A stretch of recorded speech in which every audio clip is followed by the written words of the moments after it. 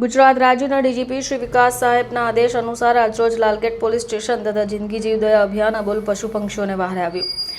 Lalgate police station તથા જિંદગી જીવદયા અભિયાન ટીમ દ્વારા વિનામૂલ્યે કુંડા પણ વિતરણ કરાયા।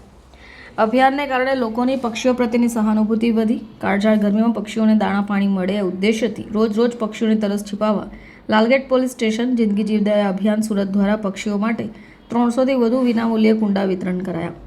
લાલગેટ પોલીસ મથક વિસ્તારના સૈયદપુરા પોલીસ ચોકી ખાતે કુંડાઓનું વિનામૂલ્યે પણ વિતરણ કરાયું। મુક્ત મને વિહળતા પક્ષીઓ તરસ छिपाવવા જિંદગી જીવદયા અભિયાન દ્વારા કરાયેલી પહેલને આવકાર મળી રહ્યો છે। વધુમાં વધુ કુટુંબો સુધી કુંડાઓનું વિતરણ થાય એ માટે જિંદગી જીવદયા અભિયાન ટીમ ઝુંબેશ ઉઠાવી છે। જિંદગી જીવદયા અભિયાનના પ્રમુખ દીપભાઈ મહેતાએ જણાવ્યું કે અભિયાન અનુસાર આજ દિન સુધી 2500થી વધારે કુંડાનું વિનામૂલ્યે વિતરણ કરવામાં આવ્યું છે। आज रोज जिंदगी जीवदया परिवार तथा लालगेट पुलिस स्टेशन द्वारा मेहरबान सीपी साहेब तथा हमारा डीजी साहेब तरफथी जे कुंडा वितरण आयोजन करवामां आवेल छे।